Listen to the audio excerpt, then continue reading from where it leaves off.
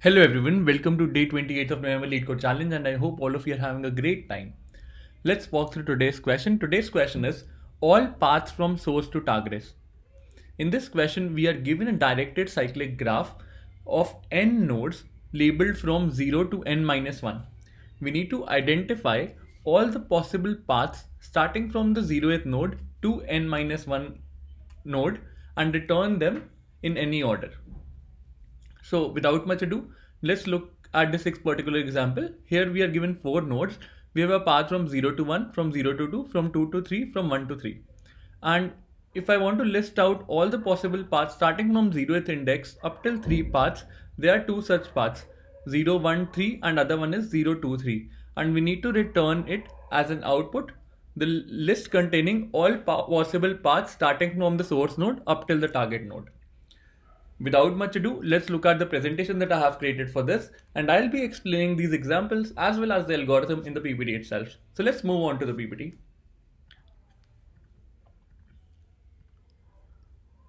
Let's get started. Let me just take a pen. All paths from source to target, LeetCode 789. It's a medium level question on LeetCode and I also feel the same.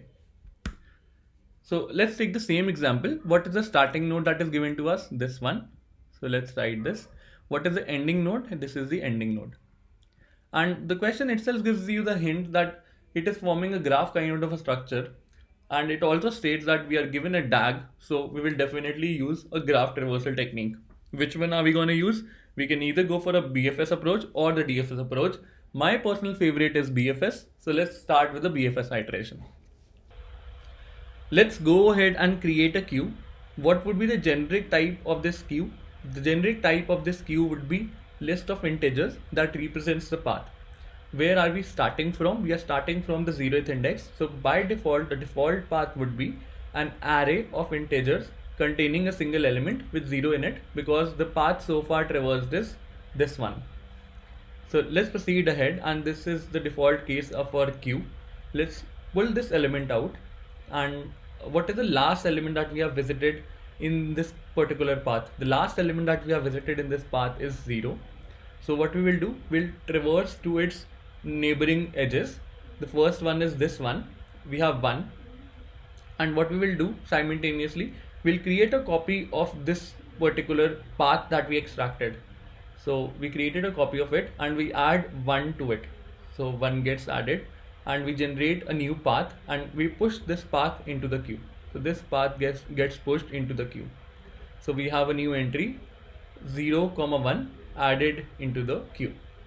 Let's walk to the other connection of 0, which is 2.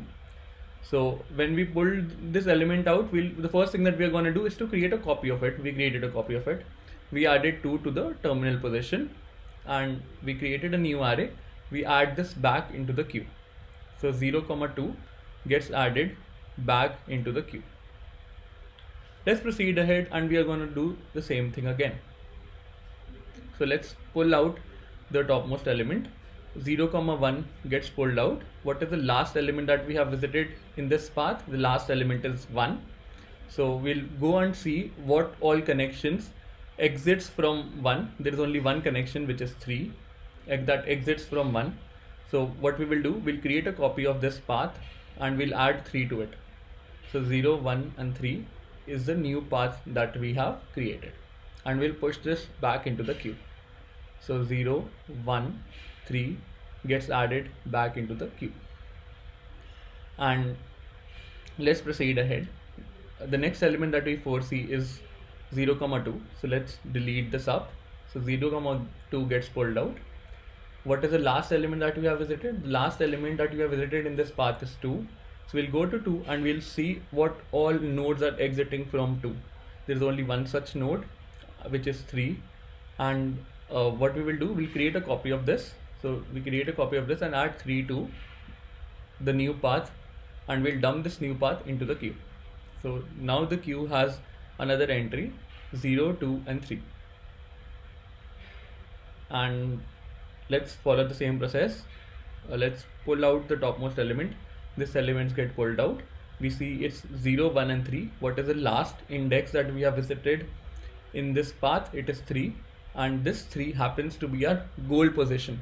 So what we will do, we'll add it to our answer set. So we have found one path and we'll add it to our answer set, which is 0, 1 and 3. Let's proceed ahead. We have 0, 2 and 3. We'll pull this element out and we see that the last element that we have visited in this path is 3, which happens to be the ending terminal position. We'll add it to our result. So 0, 2 and 3. I hope you understood this logic, and now let's look at the coding section, and I'll be exactly following the same steps as I've talked here. So let's move on to the coding part. And it's nothing new, guys. We have solved plenty of questions in the past on similar lines, and I'll exactly follow the same template that we write while iterating through any graph in a BFS fashion. So let's start the process. I've created a list of integers that will store my answer set, and I have initialized it to a new array list. Then I define two positions, one signifying the starting index, which is nothing but 0. The other one signifying the terminal or the goal index named end index, and it is equal to graph.length minus 1. So if you look at this example here, the graph size was given to us as 4, and from this length we can identify the number of nodes that exist in this graph, and that would be equal to graph length minus 1. Next I go ahead and create a new queue of type integer, list of integers, because every element in this queue will represent a list of integers that signifies a path. So queue list of integers, queue equals to new linked list, and as a default case I have added to the queue dot add arrays as list the starting index.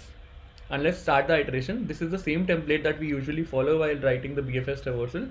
While queue is not empty, you extract the size of the queue. While size minus minus is greater than 0, you pull out the topmost head list from the queue. You check what is the element at the last index in this head list. If it happens to be equal to the end index, what you're going to do, you'll add it to a result. Otherwise, you extract the last node, whatever it was, headless.get headless.size minus 1, and you walk through all the possible connections starting from this last node, which will be governed by graph at the last particular node index. And we'll get each connection. We'll create a copy of head list, and we'll add the new connection to the copy list, and we'll push this back into the queue. Once we are done with the iteration, we'll simply return the answer result. So let's try this up. Accepted. I don't know why it is 19 times faster. Maybe DFS could be better than this in such case. For you guys, I'm giving you a task to write the same logic using the DFS approach. If you are able to do it, I'll be more than happy for you. And it will be a new learning for you guys as well.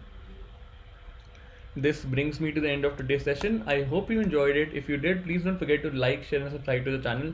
Thanks for viewing it. Have a great day ahead and stay tuned for more updates from Coding Decoded. I'll see you tomorrow with another fresh question, but till then, goodbye.